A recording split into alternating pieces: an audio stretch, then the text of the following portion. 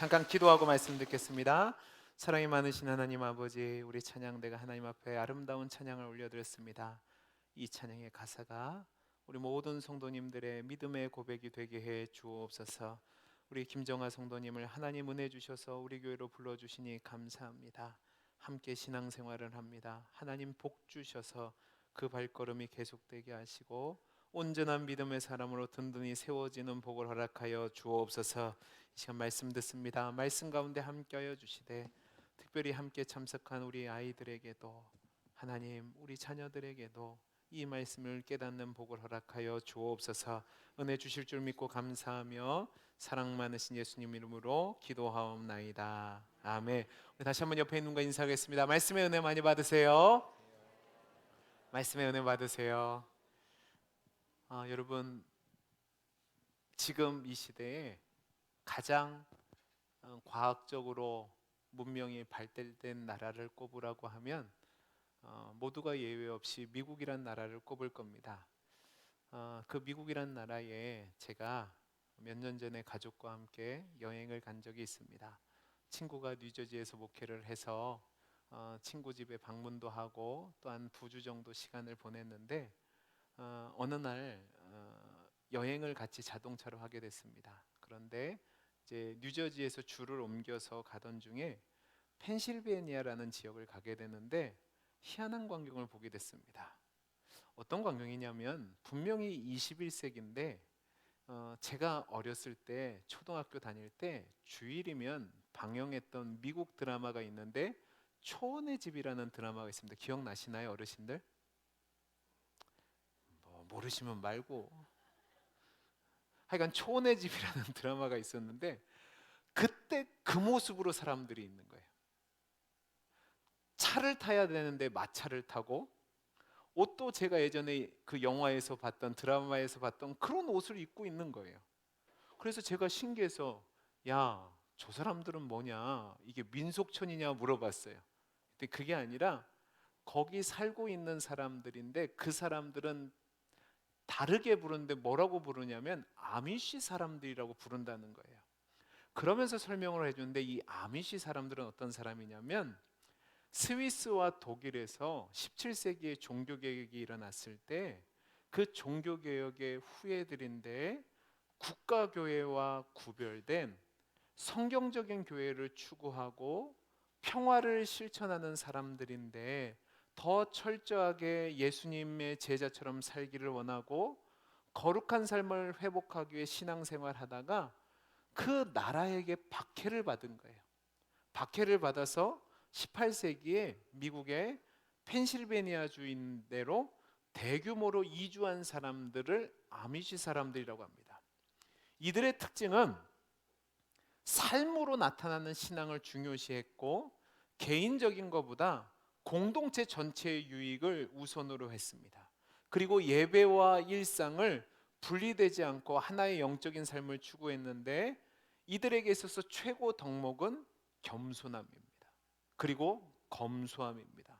그래서 농사나 건축이나 가정의 문제들을 함께 공동체로서 해결해 나가고 또 이혼이나 가족 해체를 매우 심각하게 여기고 겸손하게 살아가는데 옷도 같은 패턴을 입고 그리고 지금 현대 문명을 따라가지 않고 예전 모습처럼 살아가려고 애쓰는 거예요. 그래서 제가 사진을 좀 구해봤습니다. 사진을 보시기 바랍니다. 이렇게 지나가는 거예요. 마차를 타고 모자를 쓰고 여자들은 절대로 바지를 입지 않습니다. 자, 다음 장면 보시죠. 여자분들입니다. 하얀색 모자를 쓰고 치마를 입죠. 그 다음에요, 이런 마차가 교통수단인 겁니다. 그리고 다음 사진을 보면 이렇게 예배를 드립니다. 이렇게 예배를 드리는데 이 아미시 사람들은 특별한 복장 규정이 있는데 그게 뭐냐, 남자들은 결혼을 하면 그 다음부터 수염을 기릅니다. 그리고 챙이 넓은 저 뒤에 밀짚 모자 보이시죠? 뒤에 그 모자를 씁니다. 그리고 셔츠는 네이로 생각해서 항상 그 위에 조끼를 입습니다. 그리고 여인들은 긴 머리를 가져야 되고요, 항상 하얀색 기도 모자를 씁니다. 그리고 앞치마를 착용하고 바지는 입지 않죠. 근데 이들이 유명해지게 된 계기가 있는데 2006년에 외부인 중에 한 사람이 아미시 사람들이 배우는 학교에 들어가서 소녀 10명에게 총기 난사를 했습니다. 그래서 그 자리에서 5명이 그 자리에서 죽었는데요. 그 다음에 이 범인을 이 아미시 사람들이 즉각적이고 조건 없이 용서해 준 것이 화제가 됐습니다. 그러면서 이제 전 세계적으로 알려지게 됐습니다. 이들은 검소하게 살아야 되고 화평을 이루며 살아가야 되고 물질 문명을 추구하지 않고 하나님 앞에서 신실하게 살기 위해서 애쓰고 있는 사람들입니다. 그래서 지금까지도 많은 사람들에게 선한 영향력을 끼치고 있습니다. 제가 왜 설교를 시작하면서 이 얘기를 하냐면 오늘 우리가 읽은 본문에도 이런 사람들이 나오기 때문에 그렇습니다. 여러분 에레미야 35장 전체를 읽어보면 여러분들이 신앙생활을 하면서 잘 들어보지 못한 낯선 이름을 가진 사람들이 나오는데 그게 누구냐면 레갑의 후손입니다. 네, 레갑의 후손이에요. 이 에레미야서를 쓴 에레미야 선지자는 남유다가 멸망하기 직전에 수십 년 동안 예루살렘에서 하나님의 말씀을 전한 선지자였는데 이 선지자가 활동할 당시 남유다에 5명의 왕이 걸쳐갔습니다. 요시야, 여호아스, 여호야김, 여호야킨, 그리고 마지막 왕인 시드기야. 이들에게 말씀을 전할 때에 에레미야 선지자는 그 자기 민족이 하나님을 섬기지 않고 이방신을 섬기고 하나님을 대적하다가 결국은 하나님의 심판을 받게 되는데 돌아오지 않는 그들의 모습을 보면서 눈물을 흘려가며 기도하며 철저한 멸망을 예언했기 때문에 눈물의 선지자라고 불리우는 겁니다. 에레미야는 52장이나 되는 긴 선지서를 기록했는데 그 중에서 오늘 본문인 35장은 5명의 왕 중에서 여호야김이 다스리던 시대입니다. 여러분 35장 1절을 같이 한번 읽어보겠습니다. 우리 같이 한번 읽어봅시다. 시작.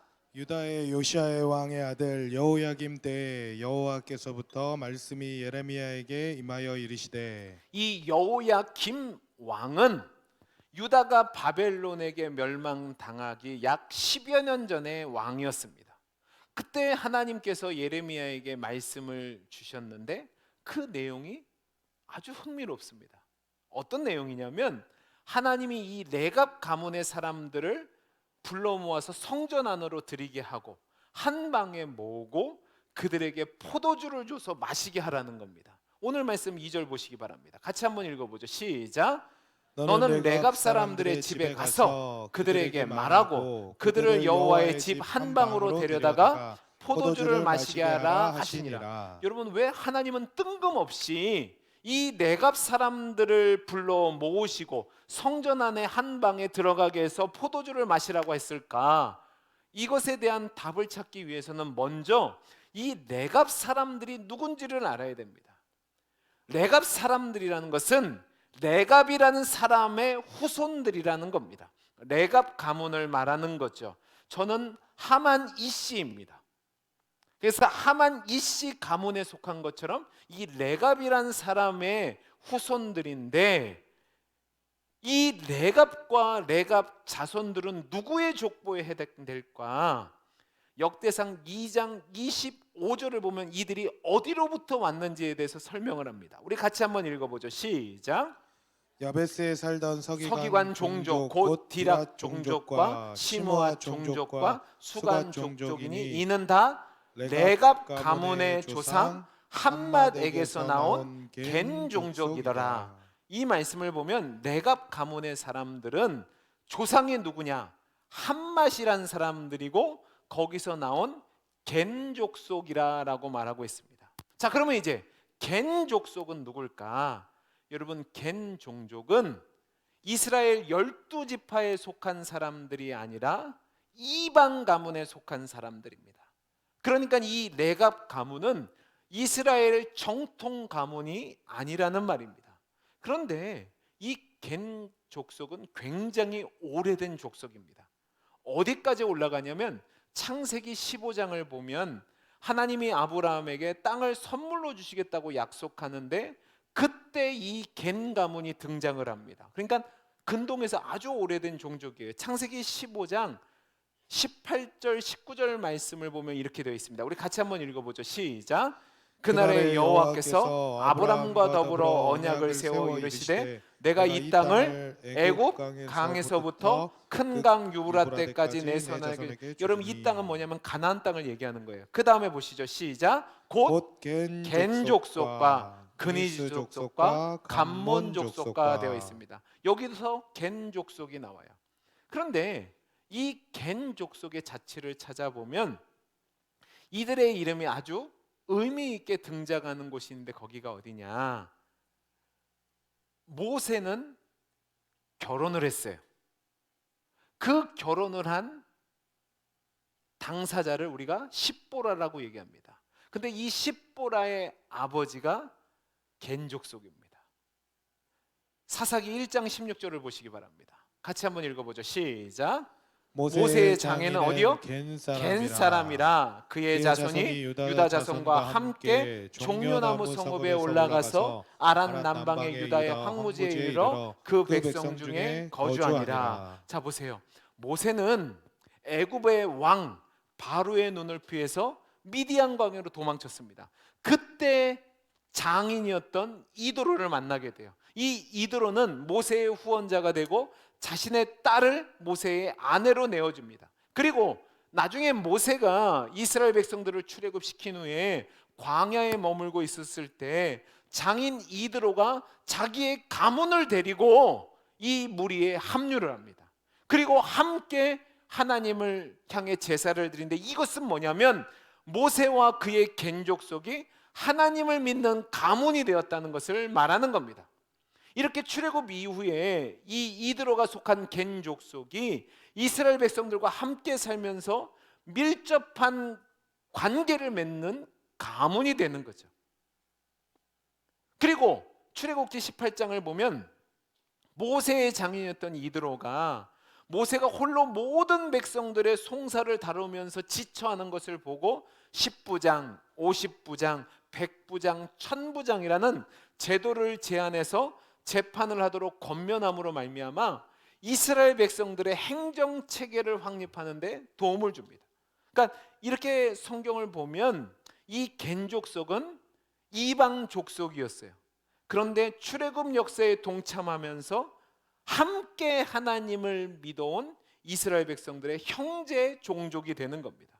그래서 사무엘상을 보면 사울 왕 시대 때 하나님이 사울에게 아말렉 족속을 멸망시키라고 그래요.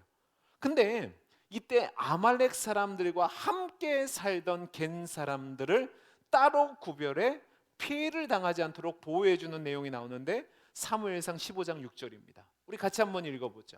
같이 읽어보겠습니다. 시작. 사울이 겐 사람에게 이르되 아말렉 사람에게서 떠나가라. 그들과 함께 너희를 멸할까 하노라. 이스라엘 모든 자손이 애굽에서 올라올 때 너희가 그들을 선대하였느니라. 이에 겐 사람이 아말렉 사람 중에서 떠나니라. 여러분 이렇게 겐 사람들은 오늘 우리가 본문에서 다루는 레갑 가문까지 이어지는 역사 가운데 이방 가문이었지만 유다 백성들과 함께 하나님을 섬기고 또 이스라엘 백성들에게 도움을 주는 역사를 가지고 있는 것을 우리가 확인하게 됩니다. 그런데 이런 겐 족속의 레갑 가문을 향해서 하나님은 갑자기 예레미야를 통해서 성전에 데리고 들어와서 그들에게 포도주를 마시게 하라는 겁니다. 정말 뜬금없는 명령이지만 하나님 명령이란 말입니다. 근데 이 하나님의 명령에 대한 이 레갑 가문의 반응이 아주 특이합니다. 여러분 5절에서 10절 말씀을 우리 같이 한번 읽어볼까요? 35장 5절에서 10절입니다. 같이 한번 읽어보죠. 시작. 내가 레갑 사람들의 후손들 앞에 포도주가 가득한 종지와 술잔을 놓고 마시라 권하매 그들이 이르되 우리는 포도주를 마시지 아니하겠노라. 레갑의 아들 우리의 선조 요나담이 우리에게 명령하여 이르기를 너희와 너희 자손은 영원히 포도주를 마시지 말며 너희가 집도 짓지 말며 파종도 하지 말며 포도원을 소유하지도 말고 너희는 평생 동안 장막에 살아라. 그리하면 너희가 머물러 사는 땅에서 너희 생명이 길리라 하였으므로 우리가 레갑의 아들 우리 선조 요나답이 우리에게 명령한 모든 말을 순종하여 우리와 우리 아내와 자녀가 평생 동안 포도주를 마시지 아니하며 살 집도 짓지 아니하며 포도원이나 밭이나 종자도 가지지 아니하고 장막에 살면서 우리 선조 요나담이 우리에게 명령한 대로 다 지켜 행하였노라. 여러분, 이들이 뭐라고 얘기합니까? 하나님이 포도주를 마시라고 명령하셨음에도 불구하고 도리어 마시지 않겠다고 거절합니다. 그리고 그 거절의 이유가 뭐냐? 레갑의 아들 요나담, 그러니까 자신들의 선조가 마시지 말라는 교훈을 주었기 때문에 그걸 지금까지 지켜와서 마실 수 없다고 말합니다. 여러분, 정말로 놀라운 말씀이 아닐 수 없습니다. 이들이 말하는 레갑의 아들 요나담은 예레미야 앞에서 포도주를 마시지 않겠다고 대답하는 레갑의 후손들보다 250여 년이나 앞에 산 사람입니다. 그러니까 이들 말대로 하면 요나답 이후에 250여 년 동안 포도주를 마시지 않고 집도 짓지 않고 농사도 짓지 않고 장막에서 삶을 살았다는 겁니다. 그러면 이제 질문이 생기는 거예요. 어떤 질문이냐? 도대체 요나답이 누구길래 이 레갑 자손들은 그 말을 듣고 있는 걸까? 이 요나답이 어디 나오냐면 열왕기하 10장 15절에서 17절에 나옵니다. 우리 같이 한번 읽어보겠습니다. 시작. 예후가 거기서 떠나가다가 자기를 맞이하러 오는 레갑의 아들 여호나답을 만난지라. 그의 안부를 묻고 그에게 이르되 내 마음이 내 마음을 향하여 진실함과 같이 내 마음도 진실하냐 하니 여호나답이 대답하되 그러하니이다. 이르되 그러면 나와 손을 잡자. 손을 잡으니 예후가 끌어 병거에 올리며 이르되 나와 함께 가서 여호와를 위한 나의 열심을 보라하고 이에 자기 병기에 태우고 사마리아에 이르러 거기 남아있는 바 아합에게 속한 자들을 죽여 진멸하였으니 여호와께서 엘리야에게 이르신 말씀과 같이 되었더라. 아멘. 여러분 보면 15절에 레갑의 아들 여호나답이 나오는데 이 사람이 요나답과 동일 인물입니다. 그러니까 여호나답이 요나답이 되는 거죠. 근데 그런 그를 만나러 온 사람이 예후란 사람입니다. 이 예후는 누구냐면 원래 왕은 아니었지만 북이스라엘의 왕으로 등극한 사람입니다. 북이스라엘 역사상 가장 악한 왕이 누구냐면 아합이고 그의 아내는 이세벨인데 그가 치리하던 시대에 있던 인물인데 이 아합과 이세벨은 하나님이 아닌 바알과 아세라를 섬기고 모든 북쪽 이스라엘 사람들로 하여금 우상 숭배의 길로 치닫게 했던 인물입니다. 그때 하나님께서는 엘리야와 엘리사 두 선지자를 통해서 계속 말씀을 전하시며 회개하고 돌이킬 것을 촉구했는데 이 아합과 이세벨이 끝까지 거절을 합니다. 그러자 하나님이 아합을 버리기로 작정하셨고 새로운 왕을 세우기로 결단하셨는데 그 세움받은 왕이 이 에후라는 사람입니다. 그는 아합이 전장터에서 죽고 이제 왕으로 세움을 받는데 왕이 되자마자 한 일이 뭐냐? 아합 왕의 자녀들을 모조리 죽이는 겁니다. 그리고 이세벨을 향해서 진격했는데 당황한 이세벨의 신하들이요 이세벨을 성벽에서 집어 던져버립니다. 그래서 그녀가 아주 비참하게 죽게 되죠. 그리고 이때 바알을 섬기던 모든 선지자들도 죽임을 당합니다. 그러니까 에후가 일어난 쿠데타가 성공을 한 거죠. 근데 이 쿠데타를 일으킬 때에 예후가 도움을 요청했던 사람이 바로 레갑의 아들 여호나답, 그러니까 요나답이 되는 겁니다. 이 말은 다른 말로 얘기하면 여호나답이란 인물은 북이스라엘의 에후 왕조에 있어서 개국 공신이었다는 말입니다. 에후가 지나가다가 여호나답을 만나서 내가 너에게 진실한 것처럼 너도 마음을 진실하게 나와 함께하여 이 일을 같이 하겠느냐고 물으니까 그렇게 하겠다라고 하고 함께 병거를 타고 가서 나라를 세우는 일에 동참했다는 말입니다. 자, 그러면 성경에 기록되지 않았지만 어떤 결과가 예상되십니까? 요나답 가문이 에후 왕조의 개국 공신이 되니까 요나답이 마음만 먹고 정치 영장에 발을 들이면 큰 부귀와 영예와 영화를 누릴 수 있는 것이 보장된 겁니다. 근데 놀랍게도 성경을 보면 이 요나답은 에후 왕조의 자리를 차지하지 않습니다. 권력의 단맛에 빠지는 것을 극도로 경계를 합니다. 아마 이 여호나답이라는 사람은 권력의 덧없음과 위험성을 잘 알고 있었던 것 같습니다. 그래서 그는 그것과 거리를 두는 대신 그의 관심은 오직 어떻게 하면 자신과 자신의 후손들이 하나님을 바르게 믿을 수 있을 거에만 관심을 가졌어요.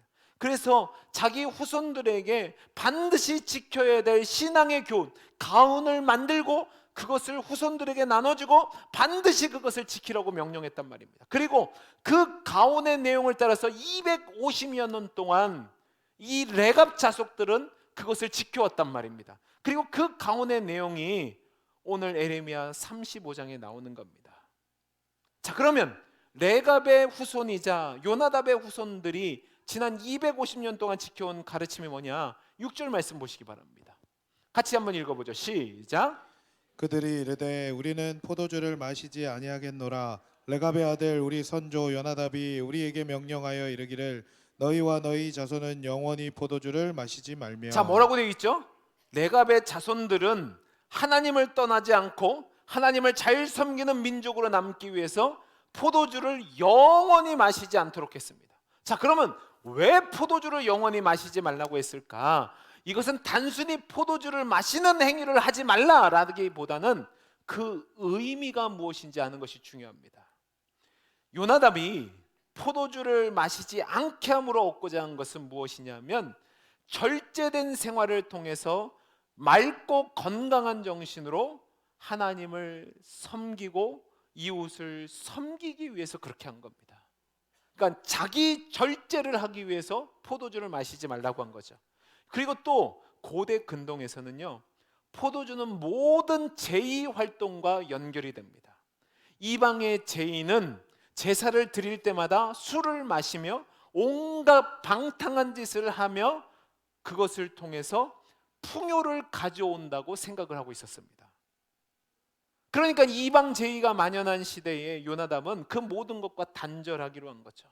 온전히 하나님을 제대로 섬기기 위해서 포도주를 마시지 말기로 결정한 겁니다. 여러분, 우리나라도 마찬가지입니다. 여러분, 우리나라 초기 기독교가 들어왔을 때 우리나라에 보니까 부조리가 있고 사회적인 병폐가 있는데 그게 뭐냐? 술 때문에 너무나도 많은 문제들이 생기는 거예요. 그러니까 선교사들이 그때 어떻게 했냐면 술을 마시지 맙시다라고 교회법으로 정한 겁니다. 여러분, 술을 마시면 지옥 갑니까?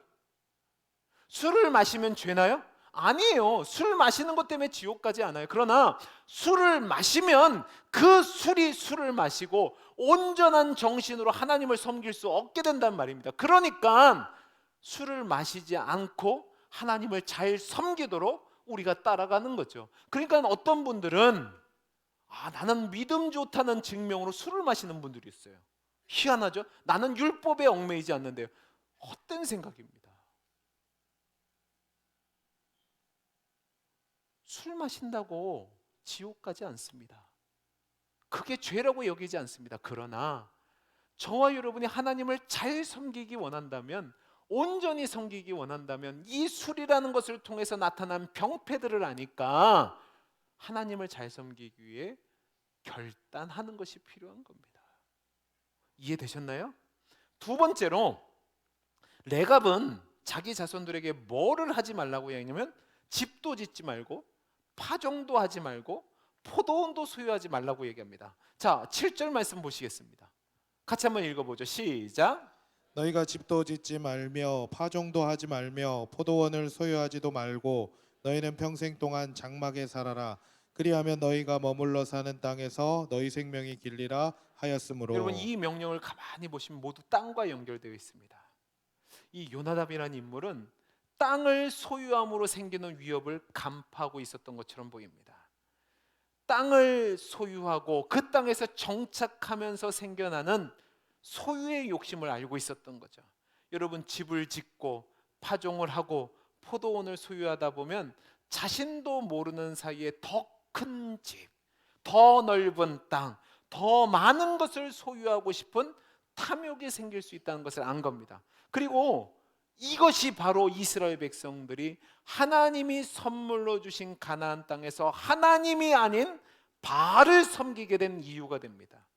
땅에 대한 집착에서 그들이 바알을 숭배할 수밖에 없게 된 겁니다. 왜냐하면 땅을 소유하게 되면 그 땅을 이용해서 농사를 지어야 되고, 그 농사를 지으면 더 많은 것을 수확을 거둬야 되는데, 그러면 가나안 땅에서 풍요를 약속하는 신으로 섬겨지는 바알을 숭배하는 것이 자연적인 수순이 되는 겁니다. 그리고 이렇게 많은 소출을 얻기 위해서는 많은 노동력이 필요한데, 그러면 자연스럽게 다산의 상징인 아세라를 섬기게 되는 겁니다. 요나단은 이 모든 과정을 알았던 것처럼 보입니다. 그래서 그는 모든 것을 갖지 않기로 결단을 내립니다. 집도 갖지 않고 파종도 하지 않고 포도원도 소유하지 않기로 결심합니다. 대신 장막에 거주하면서 잠깐의 인생을 하나님의 인도하심과 도우심과 먹여주심을 바라보기로 합니다. 이것이 그의 결단입니다. 요나답은 분명히 충분히 세상의 권력을 누릴 수 있고 부를 누릴 수 있고 영예를 거둘 수 있는 기회가 있었습니다. 근데 그는 그렇게 하지 않고 오히려 모든 것을 떠나 광야에 장막을 치고 농사를 짓지 않고 떠돌이 유목민으로 살면서 포도주를 마시지 않기로 결단합니다. 절제하며 자신을 돌아보고 온전히 하나님만을 섬기는 것에 집중하는 거죠. 여러분, 이렇게 포도주를 마시지 않기로 거부한 레막 가문을 향해서 하나님이 오늘 말씀을 통해서 이렇게 축복하십니다. 18절 19절입니다. 같이 읽어보겠습니다. 시작. 예레미야가 레갑 사람의 가문에게 이르되 만군의 여호와 이스라엘의 하나님께서 이와 같이 말씀하시기를 너희가 너희 손조 요나답의 명령을 순종하여 그의 모든 규례를 지키며 그가 너희에게 명령한 것을 행하였도다. 그러므로 만군의 여호와 이스라엘의 하나님께서 이와 같이 말씀하시니라. 레갑의 아들 요나답에게서 내 앞에 설 사람이 영원히 끊어지지 아니하리라 하시니라. 여러분, 하나님이 뭐라고 말씀하십니까? 레갑 자손들의 믿음을 인정하시면서 그들이 이방인임에도 불구하고 하나님 앞에서 영원히 끊어지지 않을 거라고 약속하십니다. 그리고 오히려 도리어 이스라엘 백성들을 책망하시는데 그 내용이 14절 15절입니다. 레갑의 아들 요나답이 그의 자손에게 포도주를 마시라 한 그 명령은 실행되었도다. 그들은 그 선조의 명령을 순종하여 오늘까지 마시지 아니하거늘 내가 너희에게 말하고 끊임없이 말하여도 너희는 내게 순종하지 아니하도다. 내가 내 종 모든 선지자를 너희에게 보내고 끊임없이 보내며 이르기를 너희는 이제 각기 악한 길에서 돌이켜 행위를 고치고 다른 신을 따라 그를 섬기지 말라. 그리하면 너희는 내가 너희와 너희 선조에게 준 이 땅에서 살리라 하여도 너희가 귀를 기울이지 아니하며 내게 순종하지 아니하였느니라. 여러분, 하나님이 이스라엘 백성을 향해서 뭐라고 책망하고 계십니까? 내가 너희에게 선물로 그 땅을 줬는데 그 땅에서 하나님을 섬긴 것이 아니라 하나님 말씀에 순종하지 않고 하나님 말씀에 귀를 기울이지 않았다고 책망하십니다. 여러분, 이게 얼마나 무서운 말씀인 줄 아십니까? 원래 겐 족속은 택함을 받지 못한 이방인들이었습니다. 근데 그들이 모세 이후로 이스라엘 백성들과 함께 주변에서 거주하며 살아가면서 어깨 너머로 하나님을 알게 되고 하나님을 신앙하게 됐습니다. 그런데 이들의 신앙이 나중되었지만 먼저 되었던 이스라엘보다 훨씬 더 신실하게 됩니다. 그러나 이스라엘 백성은 하나님의 백성이란 자부심은 있었지만 하나님이 선물로 주신 젖과 꿀이 흐르는 그 가나안 땅에 들어가서 하나님이 복을 주시니까 그 복에 사로잡혀서 하나님을 멀리 떠나 풍요와 쾌락과 정욕을 위해서 바알과 아세라를 섬겼습니다. 하지만 레이가 가문은 포도주를 멀리하고 땅에 대한 애착을 두지 않고 온전히 하나님만을 섬기기 위해 하나가 되어서 자신을 지켜나가며 신앙을 지켰습니다. 그래서 하나님이 그들에게 뭘 주십니까? 영원히 하나님 앞에서 끊어지지 않는 축복을 주시겠다고 약속하십니다. 이 부분에 대해서 유명한 성경학자는 이 레갑 사람들을 프라미스 키퍼라고 얘기합니다. 약속을 지키는 사람들이라는 거죠. 그러면서 이 말씀을 통해서 오늘 저와 여러분에게 이렇게 말씀하십니다. 레갑 사람들에게서 배우라고요. 하나님은 우리가 하나님께 기쁨으로 우리 자신을 드리며 하나님을 섬기는 백성들이 되기를 원하십니다.